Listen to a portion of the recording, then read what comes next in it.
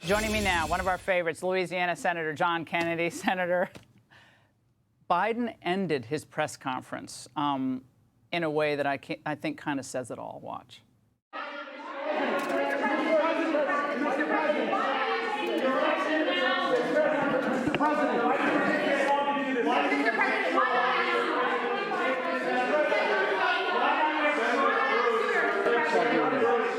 Do you think you have a mastery of all these details, the threshold numbers, the 14 days, thereafter we will examine?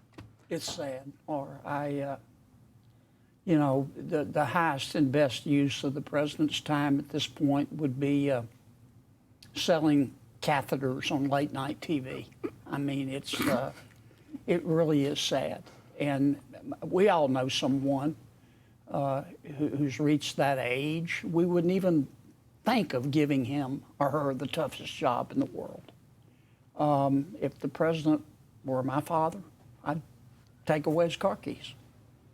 What about this border situation in terms of national security concerns? We know the economic costs are in the hundreds of billions of dollars to this country. I've read the executive order.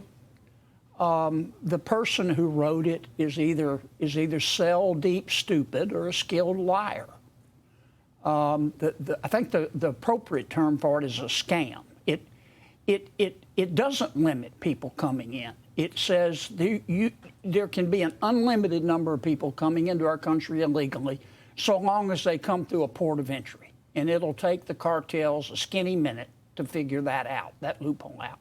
And then if you go to the very end, Section 3B, it says everything before this notwithstanding, if the Secretary of Homeland Security decides he needs to let someone in for, quote, humanitarian reasons, they can come in. Well, they have zero credibility on this issue. And in fact, the president made sure to try to reassure the left that this is just temporary today. Well, it doesn't do anything. And I predict the main effect of this executive order will be to remind the American people that living under President Biden has been one long prayer, that he has been spectacularly awful, not just on the border, but on so much else.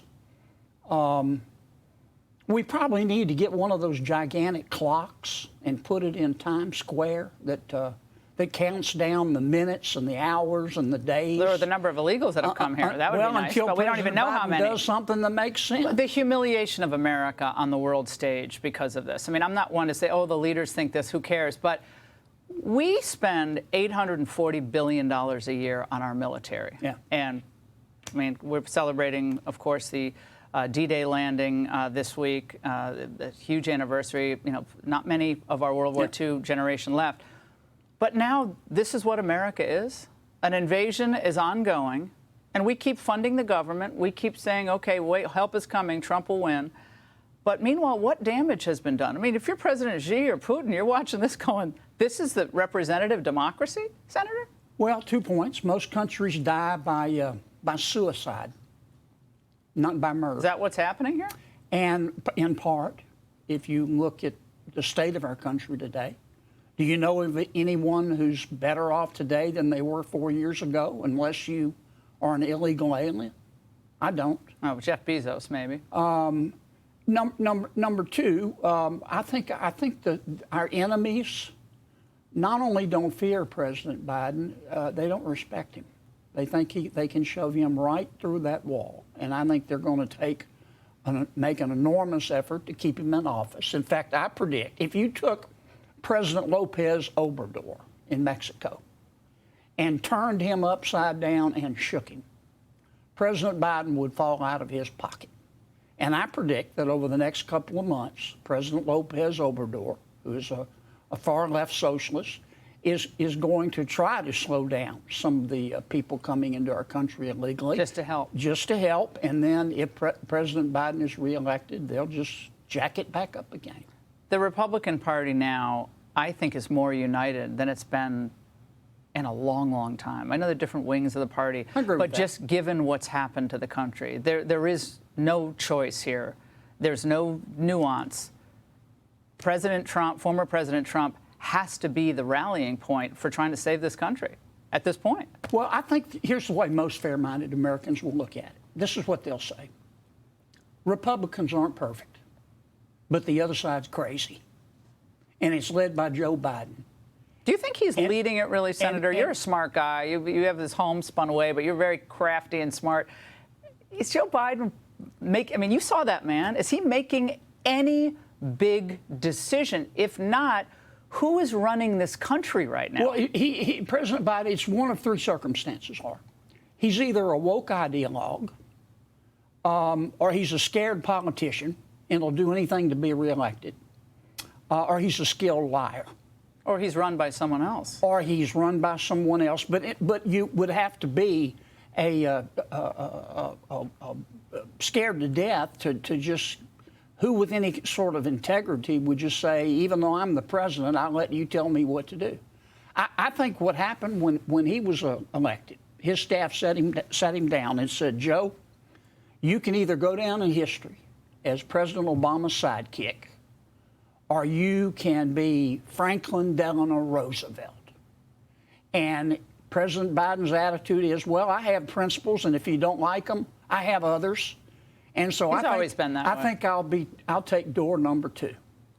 And so he runs as this moderate, but instead we get the first cousin of Bernie Sanders. And they think the American people are stupid. The American people, they may be poorer under President Biden, but they're not stupid. They get this. They see this. They look at the border. The crisis at the border is man-made. Why did you think they did it? And that man's name is Joe Biden. But why did they do this? This was a purposeful effort. Do you agree with me that this is an attempt to remake the country? Yes. I mean, you don't have to be Mensa material to figure that out. Look at the economy, look at health care, look at our border, look at crime, look at our international relations, look at the war in Ukraine, look at Gaza, look at Afghanistan, look at our relationship with Iran. Mm-hmm. We haven't been this vulnerable as a country since well before the world wars, when we were trying to just stay out of everything. And then we got pulled in. And it's sad, but it's fixable. It is fixable. But I believe this. I hate to be so cynical. I think the only place we're going to find a more secure border and a saner country is in the voting booth. I've given up on President Biden. Yeah. Well, Senator Kennedy, great to see you in studio of all places. And let me just say, he was offered hairspray and didn't take it. That's right. I don't. Yeah, a real man does want hairspray, right? It's. I'm not a hairspray. No, guy. I love it. He's like, no hairspray. Senator, great to see you as always. Thanks so much. Hey, Sean Hannity here. Hey, click here to subscribe to Fox News YouTube page and catch our hottest interviews and most compelling analysis. You will not get it anywhere else.